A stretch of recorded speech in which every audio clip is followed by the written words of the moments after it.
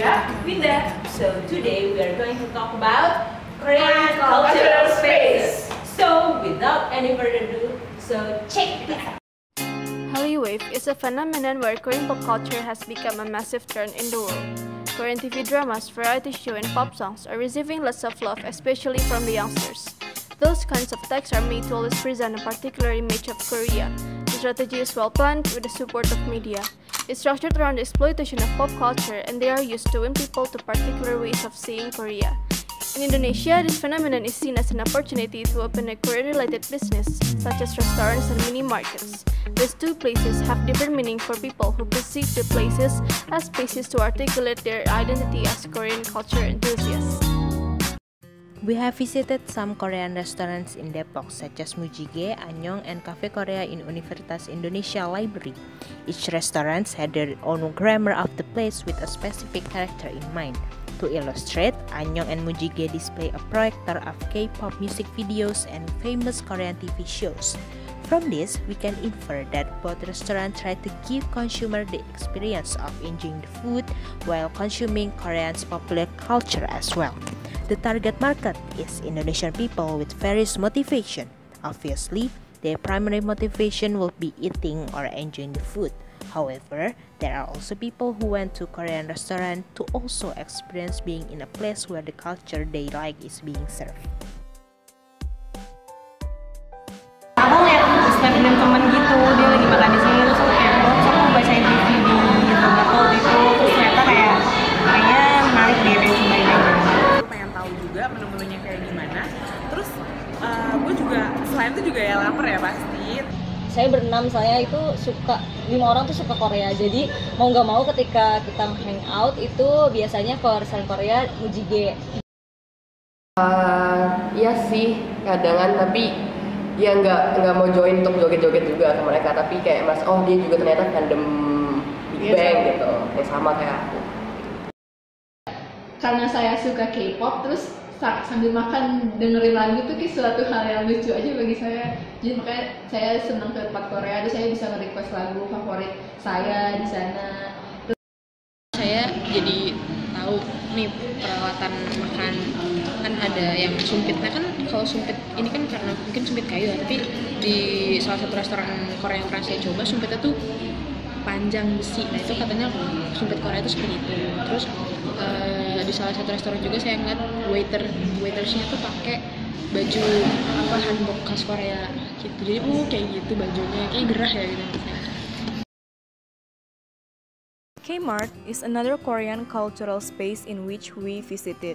It is a mini market that sells Korean products located in a busy district in Kebayoran Baru, South Jakarta. The main target market for this business is for Koreans who live in Indonesia. The mini market follows the structure which they usually use in Korea. That from the entrance, the consumer will get past the cashiers at the front to start exploring through the mini market, which starts with the bakery, followed by fresh produce goods, noodles, snacks, cosmetics, pet necessities, frozen foods, cafeteria, and ends with frozen meat. There are mainly Korean products, but still, we could spot some of Indonesian products placed in between. One thing these two places share in common is that they try to appeal to the market by adjusting their business to suit Indonesia's culture. One of the ways is by trying to adjust the food to Indonesian people's taste buds. Similarly, in K-mart when we ordered tteokbokki, there is an egg as an addition for our meal, while the original recipe does not include it. The consumption that takes place in the restaurants and the mini market is different. For example, people tend to stay and hang out for a while after eating before they decide to leave the restaurant. On the other hand, people would just leave the mini market and the cafeteria as soon as they finish their shopping session or finish eating. Besides that, they would just grab something to eat from the cafeteria and leave. There is also a difference in the way consumers dress. Some of K-mart customers dress very casually, wearing a sweatshirt and short pants. Meanwhile, because the restaurants are located in areas such as a mall, a university, or near an apartment, consumers dress rather less casual compared with K-mart consumers. Another difference is that the people who work in these two places, all of the workers in the restaurants and the mini markets are Indonesian. but the managers of K-mart are Korean. In K-mart, the visitors who do their grocery shopping of Korean products are mainly Korean. On the other hand, the visitors of Korean restaurant in Indonesia are mostly Indonesian people. As a place, a Korean restaurant or a Korean mini market can shape individual and group identities. People who go to Korean restaurants or Korean mini markets may position themselves as consumers who enjoy Korea's product. However, there are also people who position themselves and being positioned by other people as Korean pop culture enthusiasts. Within the space, they try to relate themselves with the places that are associated with the country whose culture they love. The way they make meaning to these kind of places is that these places literally give them a taste of Korea's food and culture. The Korean mini market differs to each person, which gives shoppers quite a free choice despite its grammar. K-mart put the food cafeteria, which is one of the most popular aspects of the mini market, at the furthest corner from the entrance, so that people would be forced to look at their products first. Still, different types of shopper will have different purposes and ways of meaning making of the place. This is in line with John Fiske's theory, which states shoppers construct for the period and purposes of shopping their own setting. We found two kinds of shoppers who visited K-mart during our visit.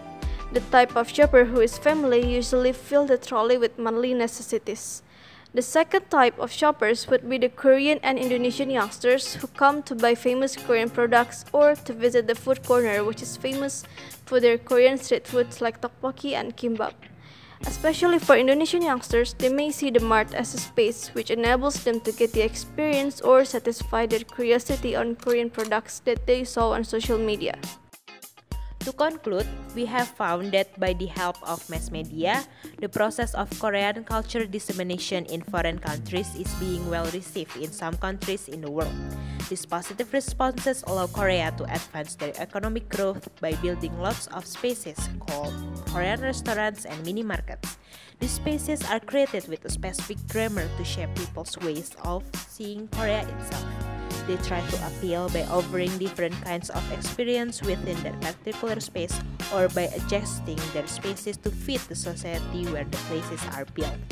As a result, people create their own meaning of that space, and some of them try to articulate their identity by trying to relate themselves with the culture that is being served in the Korean restaurants and mini markets. Moreover, the way they articulate their identities depend on their personal related motivation of visiting these two places. Okay, that's it for today, and hope you guys enjoy our video, and Don't forget to subscribe, Hit the like button and leave the comments. so are you ready, guys? Yes.